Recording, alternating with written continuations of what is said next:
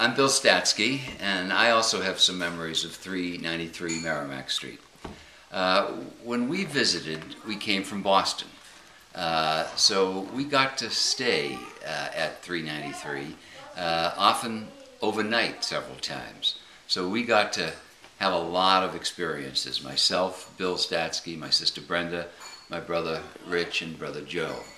I remember the house very well. I remember when you came into the front door, the kitchen was over on the left, and then there was the sunroom, and there was always a bird cage. And I remember being fascinated by the fact that at night they put a cloth over the bird cage. That was the time for the bird to go to bed.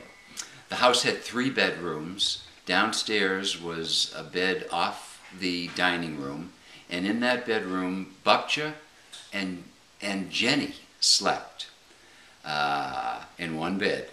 Upstairs, there were other bedrooms, and one bedroom was Jaja's bedroom. And I remember being very, very fascinated and scared about that bedroom, because I never went in there, but you would go by the front door of the bedroom, and it was open, and you would see the window. And the window was made crooked. It was slanted. So his bedroom was on an eave, and the window didn't fit straight up and down, so they built the window so that it was slanted. I have never seen a window built like that. It was fascinating. I also remember Jaja down in the sunroom and in the kitchen. And he never spoke any English, but one of the things that he wanted to do was he made you stretch out your arm like this. He would hold your arm, and he would take his 2 fingers, and with his 2 fingers he would walk up your arm, and he would say leisure, the word leisure. I do not know what the word leisure means, but he would go like this: leisure, leisure, leisure, leisure, leisure. He would walk slowly to up your arm, and then when he would get up by your shoulder, he would move it fast to scare us, and it did scare us. That was quite something. And then Bukcha herself, I remember her cooking the apple pies, the delicious food.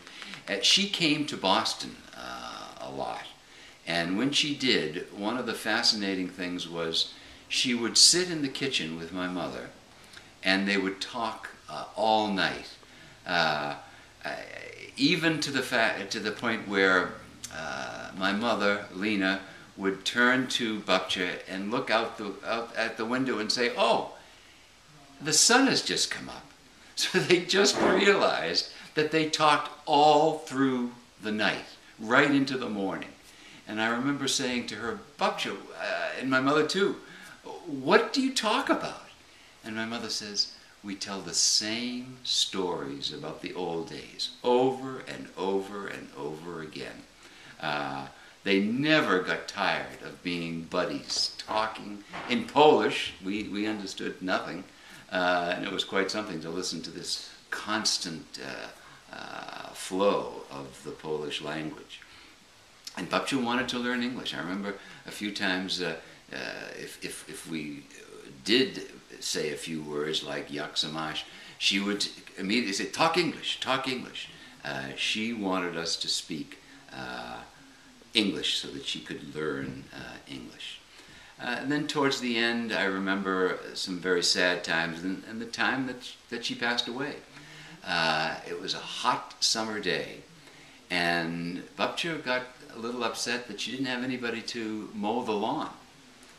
So she got out there on the manual, obviously, lawnmower, and she pushed that lawnmower right outside the window in that grass. And that's where she took ill, and she collapsed, and they took her to the hospital, and a few days later she died. And I remember being at the funeral. This is in the 60s. I was in college, and we were leaving the funeral, and everybody knew how what good buddies Bupcher and my mother were, with the constant conversations, as I'm sure Bupcher was with all her children. But I remember a comment in particular from Aunt Yvonne, my mother's sister-in-law, the wife of Stanley Sharrock. As they were leaving the funeral home, Aunt Yvonne called out and she said to my mother, "Poor Lee," meaning Lee had lost such an unbelievable pal, an unbelievable friend. In the years following the death of Bupcher, we would come and visit. Jenny was still in the house. She refused to leave. There was a big problem over the payment of the funeral bill for Bupcher.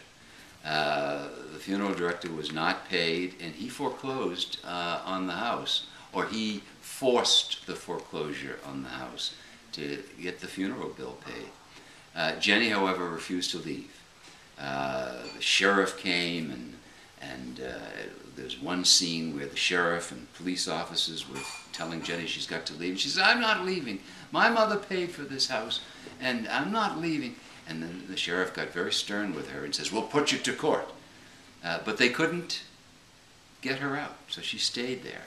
And it became very, very unfortunate. She took in some laundry from the neighbors, but she had no electricity, and she froze in that room. And kids in the neighborhood were very cruel, and some of them threw rocks broke the windows of that house. And Jenny, tragically, was found dead, frozen to death, with rocks near her body. So she tragically died, never wanting to leave that house. And that's what happened.